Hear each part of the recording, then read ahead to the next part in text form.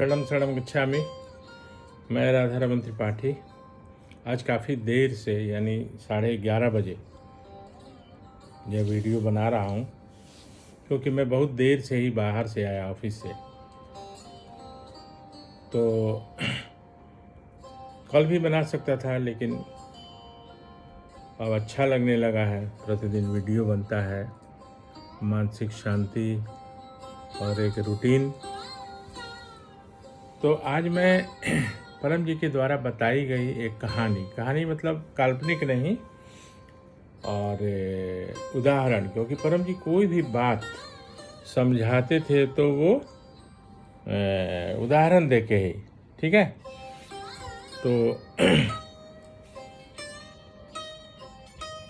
हम लोगों के बीच में भी, जैसे हमारे ऑफिस में अगर 8-10 स्टाफ हैं, तो किसी के प्रति ज़्यादा लगाव, किसी के प्रति ज़्यादा झुकाव होता है, सिर्फ इसलिए कि उनका काम, उनकी वफादारी, उनका ऑनेस्टी और सिंसियरिटी काम के प्रति, राइट। तो जब बोकारो में परम जी थे तो कुछ लोगों को लगता था कि परम जी इनको ज़्यादा प्रेफरेंस देते हैं, उनको कम प्रेफरेंस देते हैं। तो परम जी तो महाज्ञानी, सब जानने वाले थे, तो समझ जाते थे। तो उन्होंने एक उदाहरण दी और बताया। उन्होंने, एक राजा था, तो उसके यहाँ एक सिपाही जो संतरी होता है, उसके मन में यही बात आती थी कि मैं भी 10 घंटा 12 घंटा काम करता हूँ, मंत्री भी करते हैं, महामंत्री भी करते हैं, लेकिन मेरा जो वेतन है वो बहुत कम है, मंत्री का महामंत्री का बहुत ज़्यादा है। तो धीरे धीरे ये बात राजा के कान में पहुंच गई। तो राजा ने सोचा कि मैं उदाहरण देकर ही और मैं इसको समझा देता हूँ। तो दरबार लगी।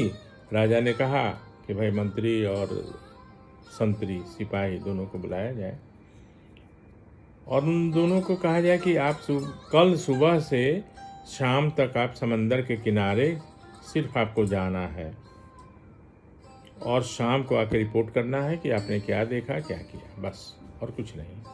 आप सुबह चले जाइए और शाम को आके हमको रिपोर्ट करिए। शाम हुई, दूसरे दिन वो लोग गए थोड़ी दूरी पर समंदर किनारे। राजा का राज्य बहुत फैला हुआ था, अनेक दूरी तक। तो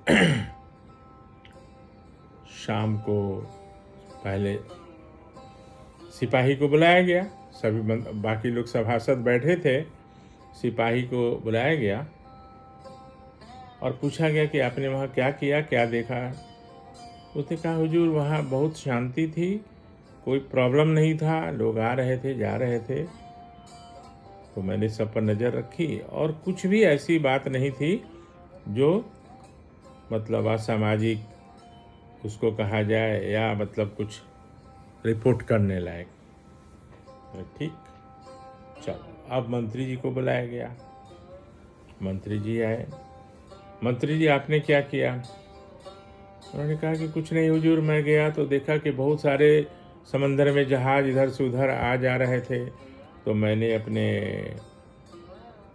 सुरक्षा गार्डों को बोला कि पहले सबको रोको और पूछो कि उसने मेरे राज्य का कर टैक्स देकर वो पार कर रहा है या ऐसे ही पार कर रहा है।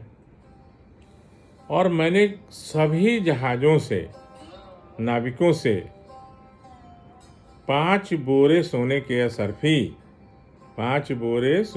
असरफी टैक्स के रूप में लाया हूँ और आपके सेवा में पेश कर रहा हूँ। फिर उसने अपने गार्ड को बोला कि ले आओ, वो 5 बोरे सोने के असरफी टैक्स के रूप में उसने जो वसूल किया जहाज से, वो आके राजा के सेवा में उपस्थित कर दिया। अब ये सोचने वाली बात थी ये अब उसका दिमाग खुला, उसकी आँख खुली कि अरे मेरा वेतन क्यों कम है और उनका क्यों ज़्यादा है। तो इसलिए उसमें ज़्यादा सोचने की ज़रूरत नहीं है। और ये हमारे जीवन में भी प्रतिदिन ऐसी घटना घटते रहती है।